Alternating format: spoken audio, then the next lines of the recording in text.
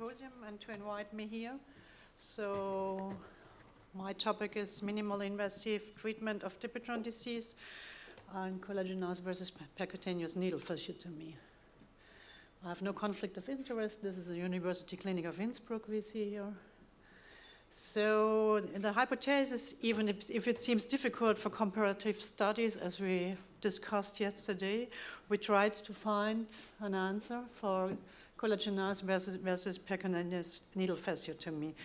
This is a prospective study, not randomized, and we propose all treatments to the patient, including operation, radiotherapy, and final decision taken together with the patient. The patients with CRPEX or PNF treatment go into the study since November 2011. This is why we don't randomize it, because a lot of patients coming and they ask for CRPEX, so we don't can decide to do in another treatment. It was 93 patients, but finally only 48 patients were staying in the study, 23 in PNF and 25 in CRPEX group. Overall, we see about 180 patients a year for treatment or information. A lot of people come only for information, ask what happens, what is a Dupuytren, and a little bit more than a half. Now we do a mini-invasive and a little bit less by operation. So the medical control was pre-op after 3 weeks, 6 weeks, 12, and 6 months, 12 months, 24 months. And the complication was reported 1 week after or 3 week post-op. We do a staging after Isola, and we do a measurement of a range of motion for the extension deficit of the treated fingers, a quick dash, and a URAM. These are the data, and here I'll try if it's working. I only do a skin local anesthesia, and then I do a horizontal needle fasciotomy in a fan-shaped way, and I think this is on upstairs we see the image, and this is done for the I don't know for going back, maybe here, yeah. Here we can see it for the finger, and it's very important to ask the patient if it's some electrizing or problem. This patient was only for downstaging, but I have the video from this patient, so I want to show it to you. This is one case, one example, pre-op and 6 and 24 months after the case. In CRPEX, we do it according to the literature with a 0.58 milligram. And this is a severe case, but he maintains the result from 3 to 24 months. This is another case, also with a better result, but it's a so much easier case. Post-op, we do a splinting every time. Adapt the night splint at least for 6 weeks. We tell the patient, but we are not sure that really wear the splint all the time, and they can adapt the tension with this kind of soft bandage. So this is the materials, and for looking for the stages, we have a little more severe stages in the PNF.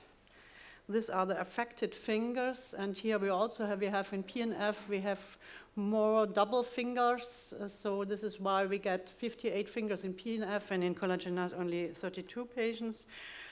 This was our baseline. It means 3 weeks post-op, what the result we can achieve. And we look here for the follow-up. This was the extension deficit for the CRPEX. It was the same with the baseline for 3 weeks.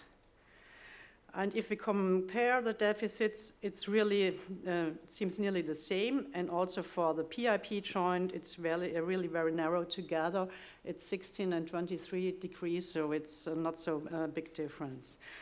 So clinical success for us was a straight finger post-treatment. It means less than 10% persisting extension deficit. A recurrence is more than 20 degrees and then results 3 weeks post-op. And the other group is a persistent extension deficit. It means the same result like 3 weeks post-op, but no straight finger after the treatment. And this is the recurrence rate. It was 25 or 16%. It was wondering because it was less after 2 years, but maybe I can give you an explanation at the end. And here it's the same for the PIP joint. It's more recurrence, and this is like in the literature. And the quick dash is nearly similar. And the complications, we have no major complications in both groups. And the typical complications are skin laceration for the PNF and for the XIAPEX, the ecchymosis and the hematoma. So we have some patients dropping out of the study, and we have better results after 24 months, maybe because during the study we get more severe cases in, and we are braver surgeons. I don't know. We have a learning curve. I don't know really exactly why it's there. We need a longer follow-up, and the bias is that it's not randomized. There's a tendency to do more PNF during the study. We started with 60% XIAPEX versus 40% PNF, and now it's vice versa, maybe triggered through one patient from elsewhere with a flexure tendon rupture D5 after XIAPEX. I think thanks to collagenase, we renewal our ideas about treatment of Dupuytren disease, including revival of old-fashioned PNF. It seems that we got comparable results, also in more severe cases. In our studies, there were superior stages and more affected fingers in PNF. It's a minimal invasive treatment. The patients like it and come back for the same treatment. All patients are back to work or hobby in a few days, no restriction. One-time procedure is positive for the PNF.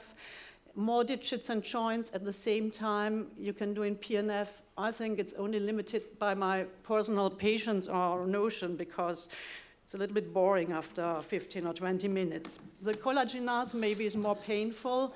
The skin is softer after the collagenase injection and less scarring. The cost effectiveness is for the plus for the percutaneous needle fasciotomy. And the time, yes, we have talked about. Operation after PNF is sometimes more scarring than after collagenase. And I do no treatment of severe case in wintertime in adverse to what the colleague is telling yesterday, because the patients are, this is not splinting, but this is splinting not in a good option for the hand, and you get a very bad result. And I have one case like that, so I don't do it in wintertime. So for the future, I think we need more patients, more studies to try to define criteria for what of these both treatments is the best. And we do some times of lipofilling, not always, and the PNF in Austria was not existing before, and even for the moment is a very rare therapy. Thank you very much.